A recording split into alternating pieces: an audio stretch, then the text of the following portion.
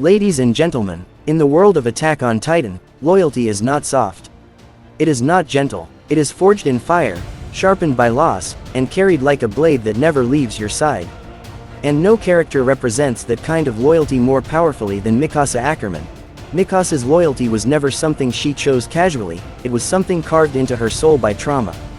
Before the walls, before the Titans, before the endless battles, Mikasa was just a quiet child living a simple life. And then, in one brutal moment, that life was destroyed. Her parents were murdered in front of her, her home was taken, and her sense of safety vanished forever. That kind of trauma doesn't fade. In anime storytelling, moments like these are not just backstory, they are the moment a character's destiny locks into place. For Mikasa, this was the point where loyalty stopped being an emotion and became an instinct.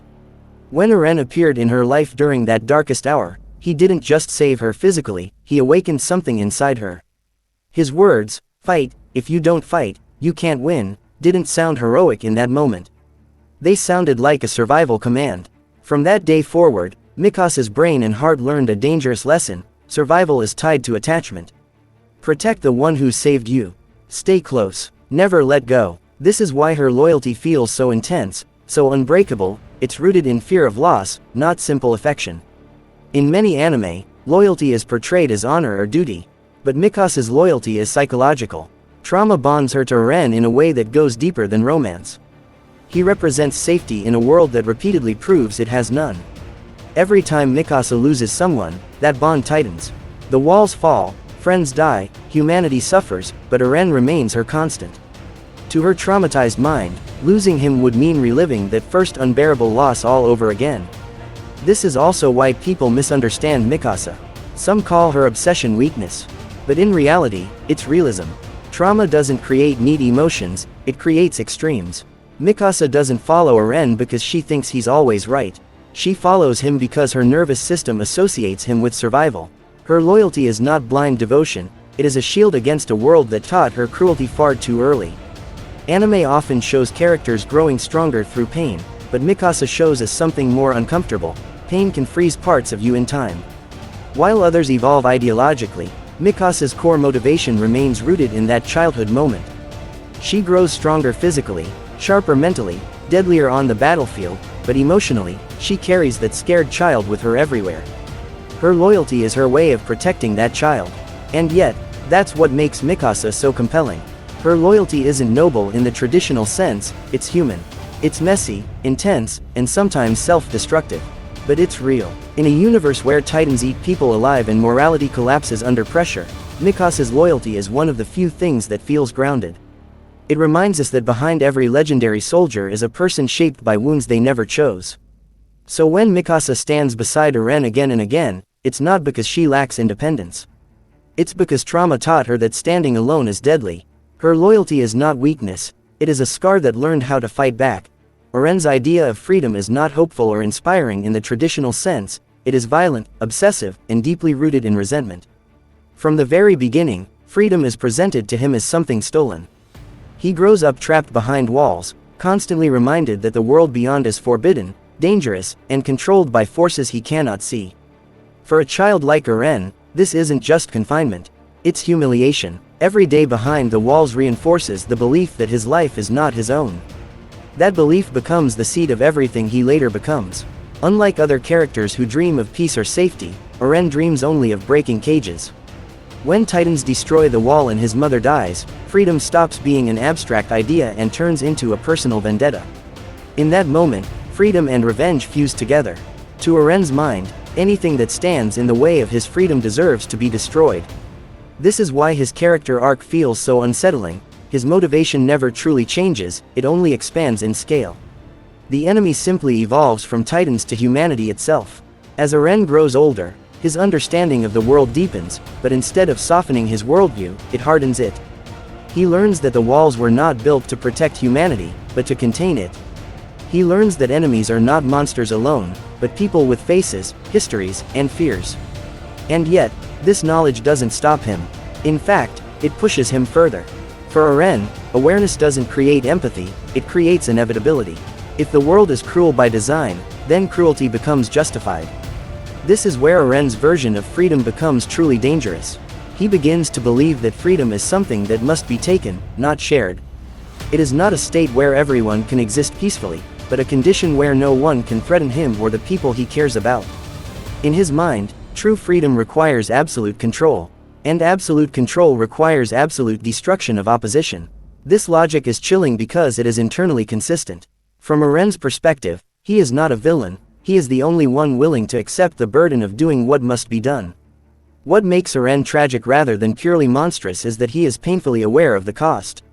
He knows his actions will turn him into history's greatest enemy. He knows he will be hated, feared, and erased. But he accepts this fate willingly because, to him, being hated is preferable to being caged. Freedom, even if it lasts only a moment, is worth any sacrifice. Including his own humanity, Eren's transformation forces us to confront an uncomfortable truth. The desire for freedom, when left unchecked, can become indistinguishable from tyranny. His story challenges the romantic idea that freedom is always good and always moral.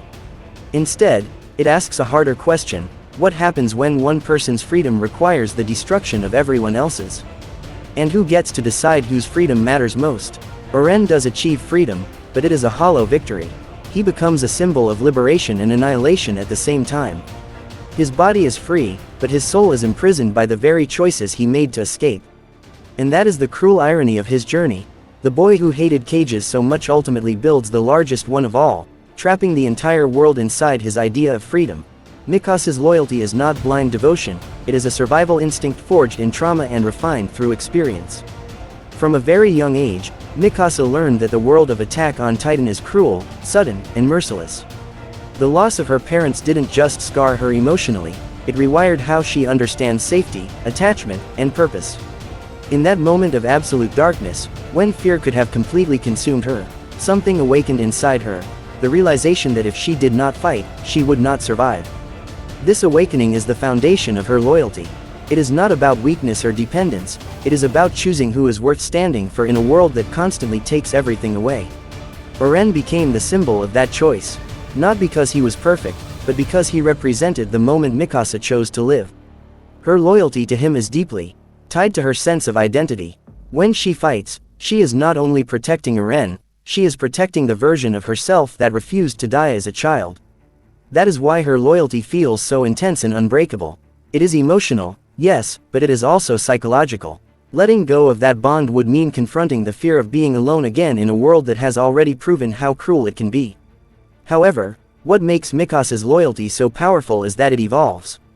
As the story progresses, she is forced to face uncomfortable truths.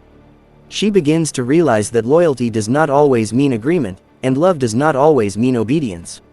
This internal conflict is one of the most human aspects of her character. She questions herself, struggles with doubt, and silently battles the fear of losing the one person who anchors her existence. In anime terms, this is where her character transcends the trope of the silent protector and becomes deeply relatable. She is torn between heart and reality, between love and morality. Survival plays a massive role in this transformation. Mikasa is one of the strongest soldiers not just because of her Ackerman bloodline, but because she understands what it means to keep moving forward when everything hurts. Every battle she survives reinforces her belief that strength is a responsibility. She doesn't fight for glory or recognition, she fights because survival demands action. This is why her loyalty never feels performative. It is quiet, consistent, and deadly when necessary. In Japanese anime storytelling, this kind of character represents the idea of gammon, endurance through suffering without complaint. As Eren's path grows darker, Mikasa's loyalty is tested in ways that go beyond physical combat. She must survive emotionally, not just on the battlefield. The true struggle is not whether she can defeat Titans, but whether she can accept that loving someone does not mean losing herself. This is where her loyalty becomes tragic yet mature. She learns that survival sometimes means letting go of the version of love that once kept you alive. And that realization is one of the most painful forms of growth in anime narratives. Mikasa's journey shows that loyalty born from trauma can either imprison you or evolve into strength. She chooses evolution. She chooses to face reality, even when it shatters her heart. And in doing so, she proves that survival is not just about staying alive, it is about choosing who you become after everything you love is put to the test. Mikasa's final evolution is not about fighting harder or killing faster, it's about choosing who she is when everything she's lived for starts to fall apart. By the end of Attack on Titan, survival is no longer just about staying alive, it's about living with the weight of your own decisions. And Mikasa stands right at the center of that emotional battlefield. Her loyalty, which once felt unbreakable, is tested in the cruelest way possible. The person she loves most becomes the person the world needs her to stop. This is where Mikasa's story transforms from a tale of devotion into one of painful maturity. For most of her life, Mikasa's identity revolved around protection. Protect Eren, protect Armin, protect the family she rebuilt after trauma. But when Eren chooses a path of destruction, Mikasa is forced to confront a terrifying question: what happens when loyalty and morality collide? This isn't an easy anime, power of friendship, moment. This is raw, slow-burning emotional horror. Mikasa doesn't suddenly stop loving Eren. She doesn't erase her feelings. Instead, she carries them forward, even when they hurt, even when they demand the ultimate sacrifice. That's what makes her strength different. It's not loud, it's devastatingly quiet. Her survival is no longer physical, it's psychological. Mikasa has to survive grief before it even fully happens. She has to mourn the Eren she knew while standing face to face with the Eren he has become. This internal conflict is what elevates her beyond a typical anime warrior. She isn't fighting titans anymore, she's fighting fate, love, and the fear of being alone again. And unlike earlier in her life, no one can fight this battle for her. Not Levi, not Armin, this choice belongs to Mikasa alone. What makes this moment unforgettable is that Mikasa doesn't act out of hatred or revenge. She acts out of acceptance. Acceptance that love doesn't always mean holding on. Sometimes, love means letting go, even when it destroys you inside. In that sense, Mikasa becomes the emotional anchor of Attack on Titan. While others chase freedom, revenge, or destiny, she represents something painfully human: the courage to do what is right, not what is easiest. After everything ends, Mikasa's survival takes on a new meaning. She lives, she remembers, she grieves, and she continues. There's no grand celebration, no triumphant music underscoring her future. Just quiet endurance. That's the final lesson of her character. Survival isn't about winning the war. It's about carrying the scars and still choosing to move forward. Mikasa doesn't forget Eren, and she doesn't regret loving him. She simply accepts that some bonds shape us forever, even if they cannot last. In the world of Japanese anime, where characters often grow through power-ups and epic battles, Mikasa's growth is deeply emotional and hauntingly realistic. She teaches us that loyalty doesn't make you weak, trauma doesn't define your limits, and survival isn't just breathing, it's continuing to live with meaning after everything you believed in has shattered. Mikasa Ackerman survives not because she is the strongest soldier, but because she learns how to live with love, loss, and responsibility all at once. And that quiet strength is what makes her unforgettable. Mikasa Ackerman's journey shows us that true strength in anime, and in life, is not measured by how many enemies you defeat, but by how much pain you can carry without losing yourself. Her loyalty was never blind, her love was never weak, and her survival was never accidental. Every choice she made was shaped by trauma, guided by love, and tested by a world that kept demanding more from her than any one person should have to give. Through Mikasa, Attack on Titan reminds us that being strong doesn't mean being unbreakable, it means standing back up even when your heart is shattered. In the end, Mikasa doesn't just survive the war, she survives the loss of the person who defined her world. She learns that love can exist without possession, that loyalty can coexist with moral courage, and that moving forward doesn't mean forgetting the past.